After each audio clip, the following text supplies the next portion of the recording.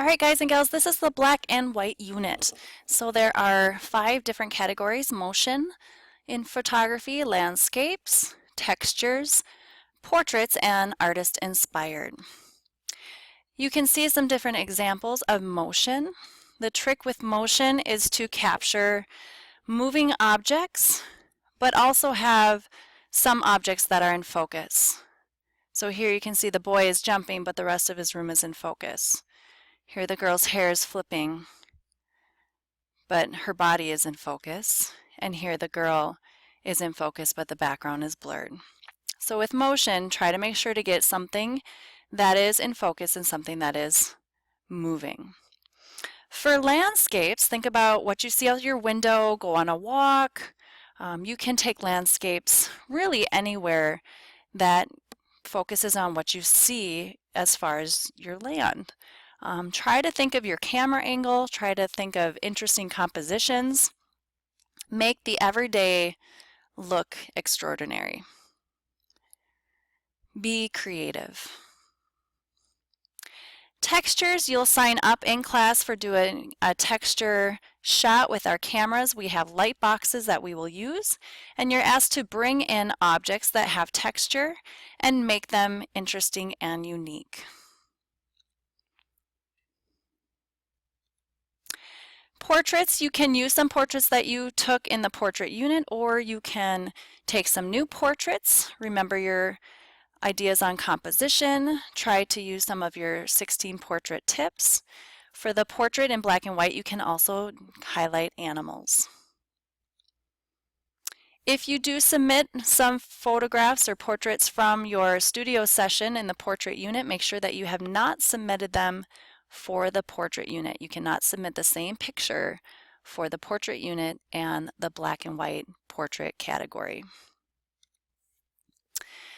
Your artist inspired, that is going to be an artist that you have chosen from the famous photographer PowerPoint. I really like Dorothea Lange, so I went and researched some of her photographs. I thought the boy on the left, I could maybe dress Eli up in overalls and put him in front of our barn and get some interesting compositions that way. And the boy on the right, we have some outdoor cats that I could have Nora holding, getting some pictures inspired by these 2 pictures. Your artist inspired may work in black and white or they may not. So their work can be in color, but yours has got to be in black and white. Here's another example of the artist inspired. I chose Ansel Adams. I could take a walk in the woods and take some pictures of the trees in interesting compositions.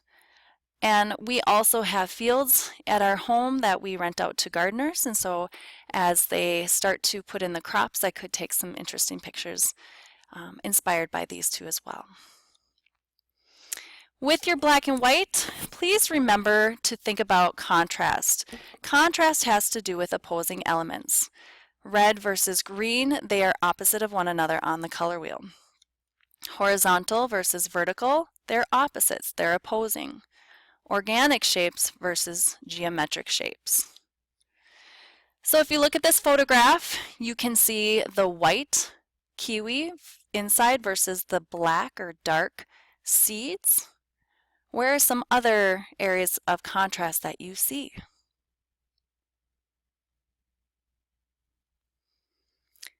Maybe the shiny kiwi versus the matte plate, or the wet versus the dry. Maybe you see the straight lines inside the fruit versus the round outside. Really think about contrast.